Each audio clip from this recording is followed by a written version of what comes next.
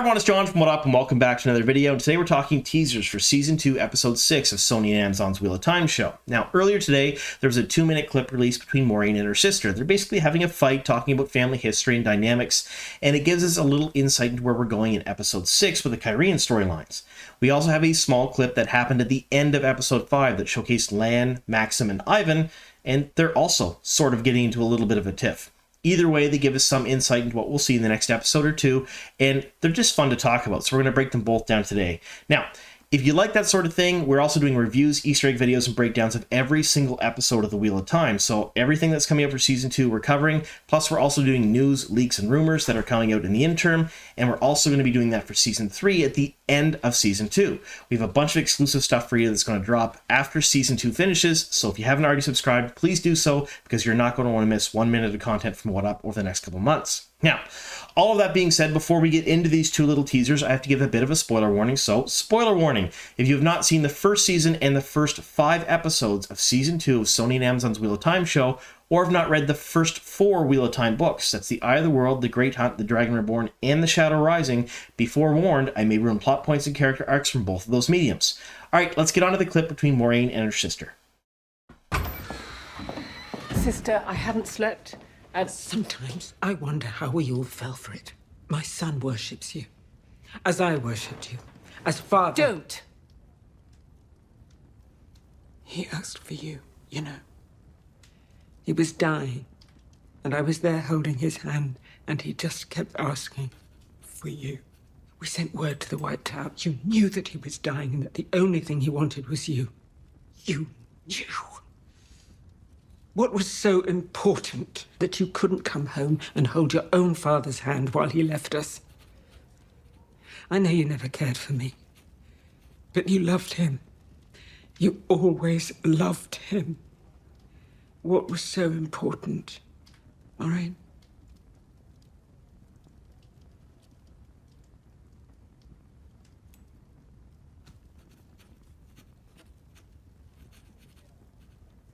I want you out of this house and out of this city tomorrow. I am the elder sister. I am the Damodred heir. And this house is mine if I want it. You and your son are here by my good grace. You got none of what made him good, Moiraine. None of it. You are mother, through and through. Alright, so when I gave a spoiler warning for the first 4 books, that's completely accurate, but we're going to talk a lot of pre-book stuff. Things that are mentioned within those 4 books, things that are mentioned a little bit later. They have no bearing on the actual story. They have no bearing on how things are going to work out in the book. So if you've read further on in the book series, I'm likely going to mention some things that are from further on than book 4, but they don't have impact on the main story because these are things that happened pre-books, and they basically set up the history of the world of the Wheel of Time. Now, in this clip, we're seeing Moiraine and her sister basically in a fight, and Moiraine's sister is using the idea of her dying father, looking for her as a way to hurt her. Moiraine counters back with saying that she's the eldest, and if she wants the house and basically the lands and titles and everything else, she can take it because she is the one that should inherit them and not her sister. And that whole fight is sort of an Easter egg to things that happened in the book series. So we don't get a ton of book page time with any of Moiraine's family, really. They're just kind of mentioned in passing or in stories for the most part. Now, Moiraine's uncle was King Laman. We've mentioned this in a couple of other videos that I've talked about, but basically he was king of Cairhien. They had what was known as a chora tree, a cutting from the Tree of Life, and this was given to them by the Aiel a long time ago, because at one point in history, the Kyrians were the only people that were nice to the Aiel. They gave them water, they gave them assistance when they needed it most, and when the Kyrians were found out to be the people that did that, the Aiel made peace with them. They never make peace with anyone, but they made peace with the Kyrians. They gave them a cutting of the Tree of Life as a gift, and opened their trade routes across Shara, gave them free, unfettered access to the Waste, and were basically friendly with them, and they were not friendly with anyone else.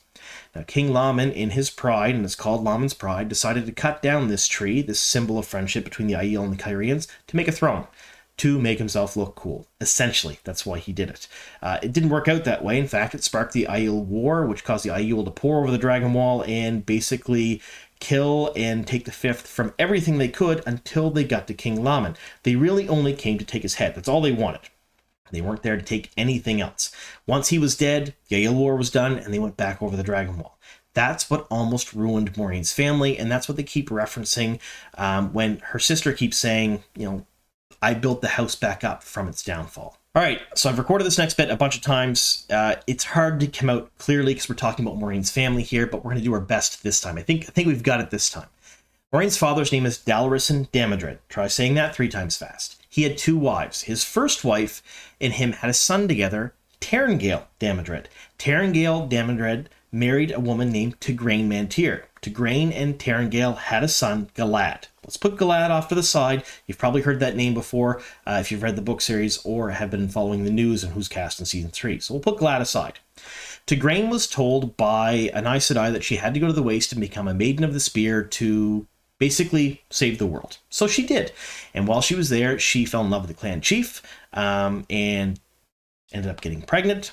And then King Laman cut down that tree, caused the Aiel War. She went across the Dragon Wall with the rest of the Aiel and ended up having a baby on the slopes of Dragonmount. And then we had Rand. So we have Galad and Rand as being related. So in some convoluted fashion, Rand and Galad are also related to Moiraine. Now, Dalrison had a second wife, and with his second wife, he had 3 children. Those 3 children were Moiraine and her 2 sisters. Now, this is where we're getting to the point where they're referencing his death. When Moiraine was training to be an Aes Sedai, he fell ill and died. She couldn't go back to see him because she was training to be an Aes Sedai. It's essentially, she was focused on that. She couldn't leave the tower, so she didn't. During her testing for the shawl, another Aes Sedai who ended up being advisor to the Queen of Andor, Elaida Sedai, who we've talked about already, she's cast for season 3, taunted Moiraine with images of her dying father during her testing. So that's what this is sort of referencing. It's not Elaida taunting her, it's her sister, but that's what this whole scene is. I think it's one giant Easter egg, and I'll likely do a very abbreviated version of this during my Easter egg video, but that's what it is. So now, here we have Moiraine's family. Now, we might as well finish off the family tree as we're talking about it here, because Tairngale was heartbroken when his wife Tigraine left, but he also really just wanted some semblance of power, so he married Morgase. Now, Morgase ended up being the Queen of Andor, and they had 2 children together, Elaine and Gawain. So that's where we're getting the convoluted history of Moiraine, Rand, and Doran royalty. My favorite character, Gawain, of course, the Bestracand. All of them. They're all sort of kind of interconnected in some big web that wouldn't have happened if every single little perfect piece wasn't in place. So I think we're going to see a little bit of that explained over the next couple episodes, although I don't think they're going to get that meta and get that far deep into the histories and explain that to the audience. It's a bit beyond that, but it is pretty interesting stuff nonetheless. All right, so the next clip is Lan and Maxim and Ivan, Alana's warders, basically getting into a little bit of a tiff as well. So we're going to show that now, and then we'll talk just a bit about that. Not leave this place. Move aside.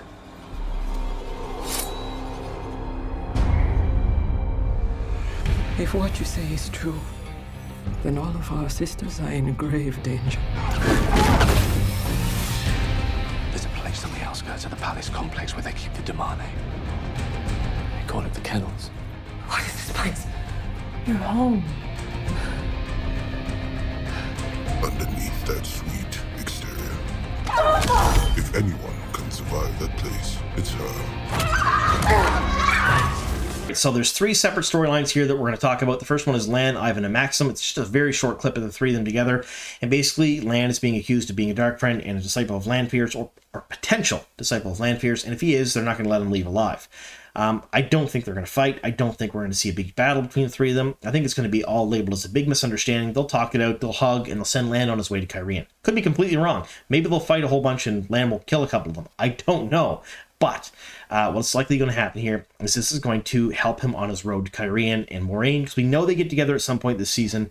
I'm just hoping the rift between them is healed, because as book accurate as the multiple storylines they've crammed into Lan are this season, the loss of the bond, the dealing with the loss of Aes Sedai, the dealing with the struggling and the chafing of the bond with Moiraine and the relationship with Nynaeve, all kind of crammed into one big storyline. It is hard to watch, and it's drug on, I think, long enough. I'd like to see a resolution to that, and I'd like to see Lan and Moiraine back together, kicking ass again. That's basically what I'd like to see. Either way, I don't think they're going to fight. The next scene we've seen is Nynaeve and Elaine, and they're in Falme, and they're with the Yellow Sister that we talked about in my episode breakdown, my Easter egg video, and everything else for episode 5. She is, in the book series, Yellow Sister is captured by the Seanchan and made into a damane. Now, she actively begs Egwene at one point or another, because they're being trained together, to remember her real name, because she's starting to forget it and only answer to the name that the Seanchan give her. It's brutal. I mean, the Seanchan themselves are just an absolute brutal entity in the book series, and they're doing a wonderful job of showcasing just how horrible they are on screen. And I think they've introduced her as an aid to Elaine and Nynaeve, just so we can see her captured on screen. I hope we don't see any more breaking of people. Egwene is going to be hard enough, because the next scenes are with Egwene, and it's her being trained as a damane by her sul'dam. Now, these scenes were pretty hard to read in the books. They were horrible. It scarred Egwene for life, and really cemented her hatred of the Seanchan, and some of the things she did much later on in the book series, and the way she reacted and acted towards them. Now, in the book series, she was captured for slightly less than 2 months. I think it was like 2 or 3 days less than 2 months. And during that time frame, she started to get broken. Like her will was starting to break. She would at times find herself happy with the praise she was given, and then disgusted with herself for being happy with that praise. She found out that she had great strengths in earth, which is not normal for someone who uses the female half of the true source. There's a lot of things that happened during those 2 months. I don't think in the show she's going to be captured for that long. I'm not entirely sure how they're doing the timelines or how it's going to work out, but it almost seems like they're going to start the rescue of her quicker than intended, and kind of amplify and ramp up the speed in which everything happens. I think Rand's going to show up and fight Turok around the same time that they break Egwene out, and then that's going to cause the big battle between Rand and Ashamael and the Seanchan and the Heroes of the Horn and the White Cloaks. I think it's going to be absolute chaos in the latter end of episode 7 and 8. But I think episode 6 will be another setup episode. We'll probably get some brief stints of action here and there, maybe with Lan, maybe with Rand and in Cairhien, but likely it's going to be a lot of setup. We'll see a lot of Dusty Mire, a lot of the Game of Houses. We'll probably see the meeting with the Amberlin. We'll see a little bit more history. We know at some point or another, I believe in episode 7, we're getting what we think will be flashbacks to Moiraine and Swan when they're young. We're not 100% on that, but there's been a lot of speculation surrounding it, so I don't really know. But either way, I think this next episode is going to be really, really important in setting up the storylines for the finale. And in my mind, the way they're setting this up, I think episode 7 and 8 is just going to be one giant finale. It'll be 2 parts, but it'll be one big, fast-paced thrill ride the whole time, at least in my opinion. All right, so let me know in the comments down below what you folks are hoping for episode 6, which comes out just a little over a day from now. And what are you hoping for episode 7 and 8? What do you want to see? What are some of the things that you're hoping they will adapt? And are you really hoping to see Rand in the sky fighting Ashamael? Are you ready for those cowboy memes? I mean, I am. I totally am. But are you folks? Anyway, thank you so very much for sticking with me here to the very end. Here's to many more.